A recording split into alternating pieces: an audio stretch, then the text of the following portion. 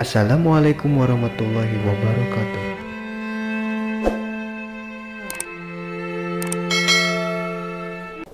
Mankobah ke-34 nyarioskeun nulungan hiji wali anu dilepas tina kawalianana. Dicarioskeun di zaman Sayyid Abdul Qadir, aya hiji wali anu dilepas dikaluarkeun tina kawalianana. Teras eta wali nyuhunkeun pertulungan wali-wali anu sanes, supaos tiasa diangkat deui kana pangkat wali.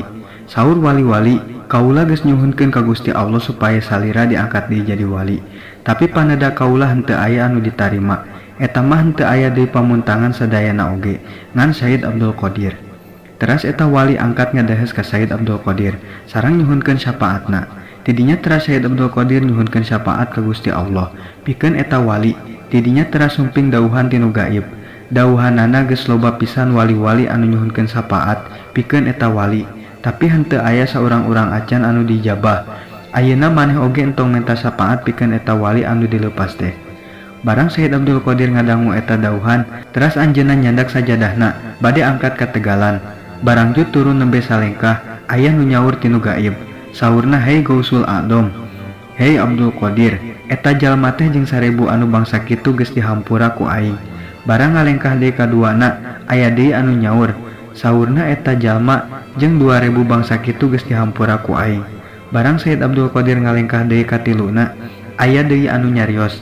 Saurna, "Hei Abdul Qadir, eta jalma jeung 3000 bangsana ku aing geus dihampura karena arah-arah maneh." Tidinya teras Sayyid Abdul Qadir nganuhunkeun ka Gusti Allah kana nugrahana sareng eta wali anu dilepas teh kenging deui pangkat kawalian.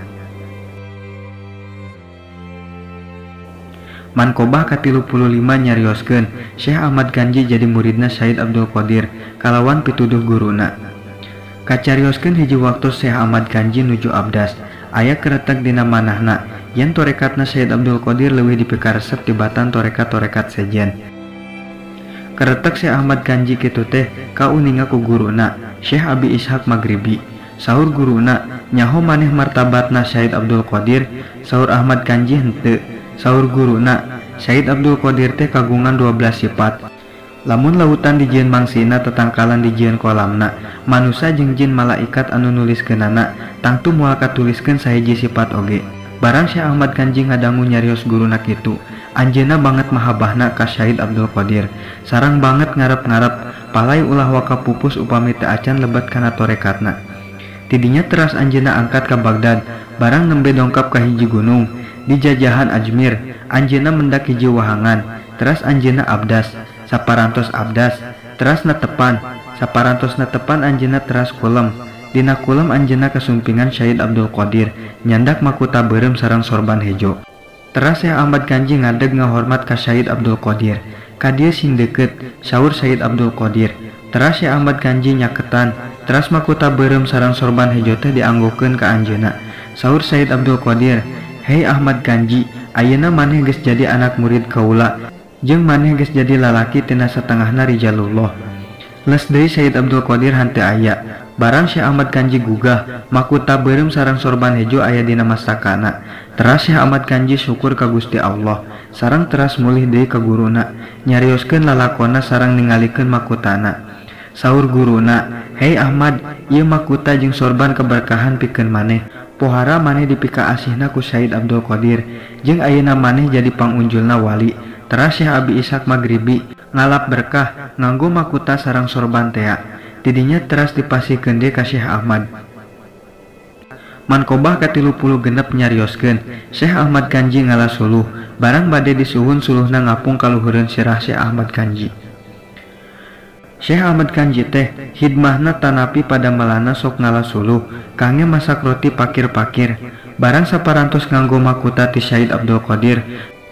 Saur guruna, "Ahmad Ganji ayeuna mah maneh henteu layak ngewa ngalas suluh, sabab sirah maneh geus dimakutaan ku makuta mulia." Tidinya Syekh Ahmad Ganji maksa nyuhunkeun widi ti guruna. Saur guruna, "Nya ari keukeuh mah jig bae." Tidinya teras Syekh Ahmad Ganji angkat ka gunung, teras ngempelkeun suluh. Tidinya teras dibeungkeut. Barang bade disuhun suluh teh jung ngapung kana luhureun sirahna Syekh Ahmad jeung awang-awang. Kira-kira sahasta tina sirah Syekh Ahmad. Tidinya teras Syekh Ahmad mulih ka guruna. Beungketan suluh ngalayang bae di awang-awang nuturkeun Syekh Ahmad. barang sumping ka guruna nyaeta Syekh Abi Ishaq Maghribi tea. Saur guruna, tah Syekh Ahmad tadi oge cek kaula kumaha sirah maneh teu pantes dipake nyuhun suluh sabab geus ditetepan makuta jeung sorban anu mulya. Di waktu ayeuna mah geus entong deui-deui ngalah suluh, maneh ku Syahid Abdul Qadir geus ditepikeun ka pangkat Rijalullah. Dukung terus syiar kami dengan cara subscribe, like, dan share agar channel ini lebih bermanfaat.